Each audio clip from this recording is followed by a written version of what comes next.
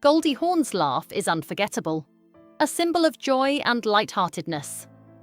For decades, America associated her with carefree giggles, blonde curls, and sparkling eyes. But beneath the infectious charm, she struggled with severe anxiety and panic attacks, experiences unknown to most. While the world saw a happy, whimsical starlet in bikinis and body paint, Goldie endured private suffering, crying alone after tapings and wrestling with fears that her heart would betray her. From an early age, she learned that appearances could mask inner turmoil. She carried the weight of expectations and the judgment of others, facing pressures that would overwhelm anyone. Yet her story is not only about struggle, it is about resilience. Goldie transformed rejection, humiliation, and anxiety into determination, strategy, and artistry.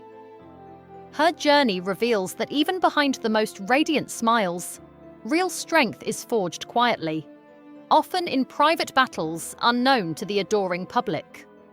Childhood lessons in discipline and critique. Goldie Hawn was born into a household in Tacoma Park, Maryland, filled with music but lacking warmth. Her father played the saxophone late into the night, his performances for audiences who barely noticed him, while her mother, Laura, emphasized the importance of talent and discipline over mere beauty. From age 3, Goldie was enrolled in ballet classes, a decision driven by her mother's ambition rather than her own desire.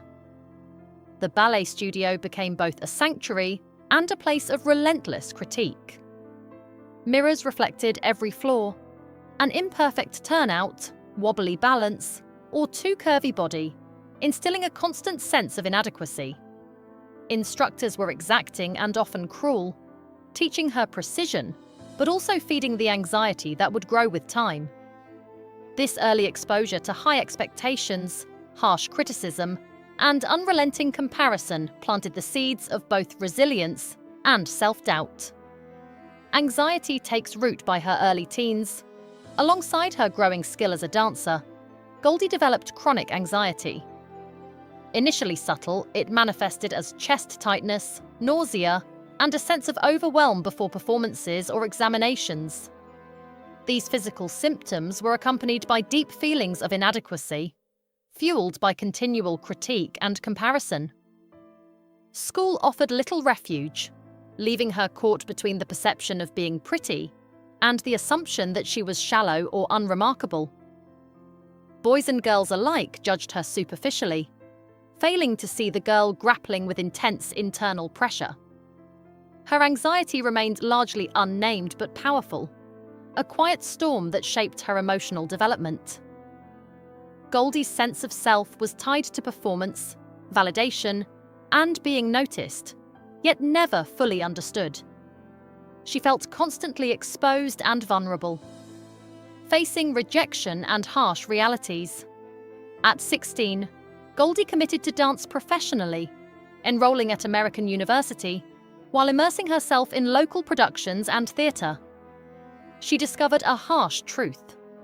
The professional dance world was often superficial and unwelcoming. Her looks and energy were criticized. Too blonde, too bouncy, with the unspoken verdict that she lacked seriousness. Rejection became a familiar companion, challenging her belief that talent and discipline were sufficient for success. Each dismissal felt personal, planting doubts about her value and ability. Goldie began to wonder if her mother had been wrong, if perhaps she was merely a pretty girl with unfulfilled ambitions. Despite her skill, charm, and dedication, the industry consistently overlooked her. This period tested her resolve, forcing her to reconcile personal passion with a world that judged her on appearances rather than ability. Lessons from the go-go stage. At 19, Goldie took a job as a go-go dancer in a club with sticky floors, loud music, and demanding management. The work was humiliating compared to her ballet training, reducing her to an object of entertainment and eroding her self-esteem. Yet this experience provided lessons ballet never could: how to command attention, maintain composure under scrutiny, and turn perceived disadvantages into tools of empowerment. Dancing on the club platform taught her to control her image and navigate judgment without apology. Goldie learned that charisma and presence could outweigh technical perfection. The job, though challenging, honed her adaptability, confidence, and strategic thinking. Skills that would prove essential in Hollywood. Breaking through on television, Goldie's big break came with the audition for Rowan and Martin's Laugh-In in 1968. Unlike ballet or auditions where precision mattered, here she could embrace energy, playfulness, and spontaneity. She danced with abandon, giggling, stumbling, and making eye contact with the producers, unapologetically herself. This authenticity distinguished her, transforming what others deemed frivolous into memorability and charm. Hired for the show, she became a national sensation, embodying the dumb blonde archetype while quietly studying the craft of comedy from seasoned professionals like Dan Rowan, Dick Martin, and Lily Tomlin. Though her public persona emphasized humor and lightheartedness, privately she battled panic attacks and self-doubt, feeling invisible behind the camera's glare. Laugh-In made her famous, but fame brought its own challenges, including invisibility behind visibility. From comedy to serious acting. The public loved Goldie's playful image, but she yearned to prove her depth as an actress. In 1969, she auditioned for Cactus Flower with intense preparation, fully inhabiting the character of Tony Simmons. The casting team expected the familiar giggling blonde, but found a nuanced, emotionally resonant performer. Goldie applied lessons from her prior experiences, timing, physicality, emotional awareness, to craft a performance that combined humor with vulnerability. Her portrayal stunned critics, earning praise for depth, charm, and authenticity. This pivotal role shattered the dumb blonde stereotype, demonstrating her range and securing her first Oscar nomination. Goldie had navigated years of rejection, anxiety, and objectification, channeling resilience into skill, conquering Hollywood and producing success. By the 1980s, Goldie was no longer just a performer. She became a producer with Private Benjamin, starring and shaping the project. Her business acumen allowed her to maintain creative control, challenge Hollywood norms, and craft roles that aligned with her intelligence and values. Private Benjamin earned over $100 million and another Oscar nomination, solidifying her status as a multifaceted talent. Despite professional success, her personal life was tumultuous. Her early marriages, including one to Gus Trichinus, ended due to imbalance and incompatibility.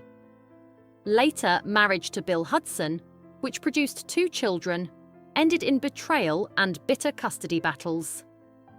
These experiences reinforced her understanding of self-worth, boundaries, and partnership, emphasizing that personal fulfillment required more than love. It required respect, presence, and accountability.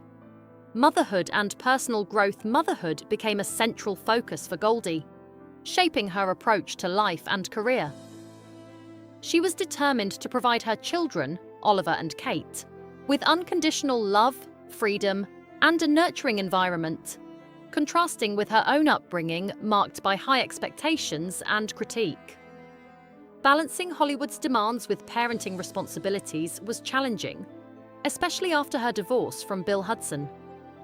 The legal battles and emotional strain tested her resilience, but also strengthened her sense of identity. Goldie learned that parental presence and emotional engagement were more significant than biology alone, an insight reflected in her children's later acknowledgement of Kurt Russell as a father figure. Her role as a mother taught her the importance of prioritizing well-being, choosing partnerships carefully, and creating stability amid the chaos of fame. Redefining legacy. As Goldie matured in Hollywood, she faced ageism and diminishing opportunities for women over 35. Despite continued talent and acclaim, roles offered were often limited to supporting decorative characters. Rather than succumbing to these constraints, Goldie continued to choose projects that aligned with her vision, producing and starring in films that challenged stereotypes and highlighted her versatility. Her career demonstrates that longevity in Hollywood requires adaptability, strategic thinking, and resilience. She transitioned from being underestimated to becoming a creative authority, showing that influence and power come not only from recognition, but from deliberate choices, risk-taking, and mastery of craft. Goldie Hawn's legacy is multifaceted. A trailblazing actress, a producer, a mother, and a woman who turned personal pain, public underestimation, and societal limitations into a platform for empowerment, demonstrating that success is both artistic and personal.